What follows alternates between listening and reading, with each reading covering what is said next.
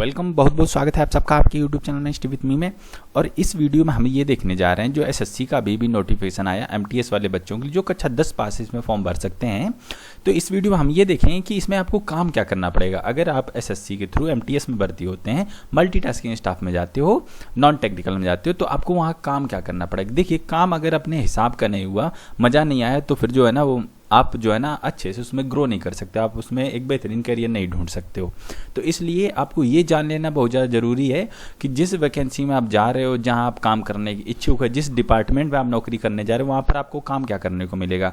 अगर आपके मतलब का होता है, मज़ा आता है, आपकी रिक्वायरमेंट पूरी होती है, आपकी घर की ज़रूरतें पूरी होती हैं, तो आप उस काम को कर सकते हो, उस नौकरी कर सकते हो। तो इस वीडियो में चलिए देर न करते हुए हम शुरुआत करते हैं।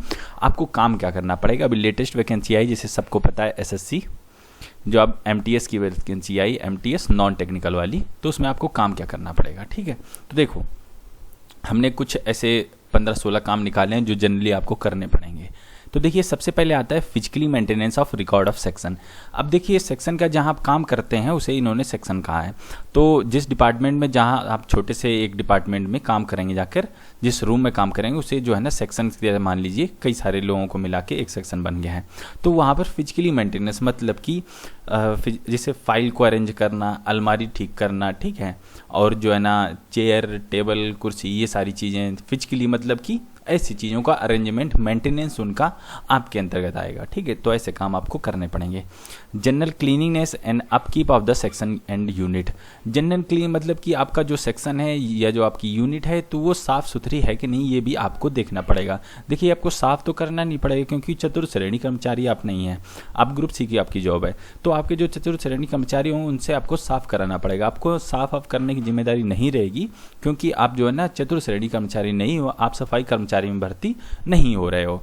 तो आपको ध्यान रखना पड़ेगा, आपको उनसे काम करवाना पड़ेगा। ठीक है, तो जनरल क्लीनिनेस और जो है ना सेक्शन, आपकी यूनिट जहां आप काम करेंगे वहां ठीक ठाक काम हो रहा है कि नहीं हो रहा है, ये जो है ना उसका ध्यान रखना पड़ेगा।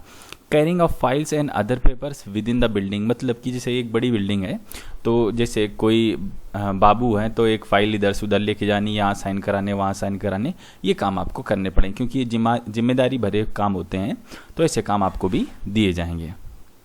इसके बाद देखें फोटो कॉपिंग, सेंडिंग फैक्स वगैरह, मतलब कोई डॉक्यूमेंट है उसकी जो है ना आपको फ़ोटो कॉपी करानी है, मशीन में आपको सीख लेंगे, उसमें कुछ बड़ी बात नहीं होती, फ़ोटो कॉपी कैसे की जाती है, फैक्स कैसे भेजा जाता है, तो ये काम आपको करने पड़ेंगे। इसके बाद other non clerk work in the section, जो भी और जो क्लर्क से हटे हुए काम होंगे वो आपको करने पड़ेंगे। इसके बाद assisting the routine office work like diary, ठीक है, इंक्लूडिंग ऑन कंप्यूटर, मतलब जैसे अगर आपको कंप्यूटर आता है तो हो सकता है आपको वहाँ पर कंप्यूटर का कोई काम दे दिया जाए, जिससे बढ़िया रहेगा, आपको इधर उधर भागना दौड़ना नहीं पड़ेगा और आप कंप्यूटर पर बैठ के काम करेंगे। ठीक है, तो अगर आपको कंप्यूटर आता है तो आपके लिए और ज़्यादा बेनिफिशियल होगा, आपको और ज़्यादा फ़ायदा मिलेगा, आपकी उन्नति, जो आपका प्रमोशंस हैं वो थोड़े जल्दी से होंगे।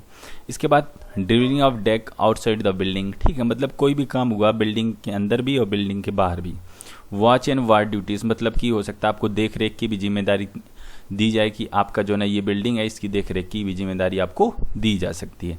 इसके बाद opening and closing of rooms, मतलब सुबह सुबह आके रूम सारे खुलने हैं, फिर शाम को जब सब लोग चले गए तो रूम आपके बंद होने, तो उसकी भी जिम्मेदारी आपको दी जाए। क्लीनिंग ऑफ रूम्स की जिम्मेदारी आपके ऊपर होगी, आपको क्लीनिंग, जो चतुर्थ श्रेणी कर्मचारी होंगे उनसे क्लीनिंग करानी होगी।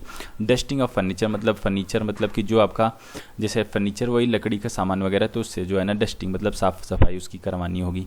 क्लीनिंग ऑफ बिल्डिंग, ठीक, ये भी आपके अंदर में रहेगा, आपको करवाना। वर्क रिलेटेड टू आईटीआई, अगर आपके पास आईटीआई वगैरह है या आपके पास कुछ टेक्निकल ऐसा है या कंप्यूटर वगैरह है, तो आपको जो है ना कुछ उससे रिलेटेड भी काम दिया जा सकता है, क्योंकि आप मल्टीटास्किंग मतलब आपको बहुत सारे काम दिए जा सकते हैं, करवाए जा सकते हैं। अगर इसके बाद अगर आपके पास ड्राइविंग लाइसेंस है तो आपको गाड़ी चलाने को भी मिल सकता है, गाड़ी चलाने का भी काम जो है ना, कहीं यहाँ चले जाओ वो काम कर ला, वहाँ चले जाओ वो काम कर ला, तो आपको गाड़ी भी चलानी वगैरह पड़ सकती है अगर आपके पास डीएल होगा, ड्राइविंग लाइसेंस होगा तो।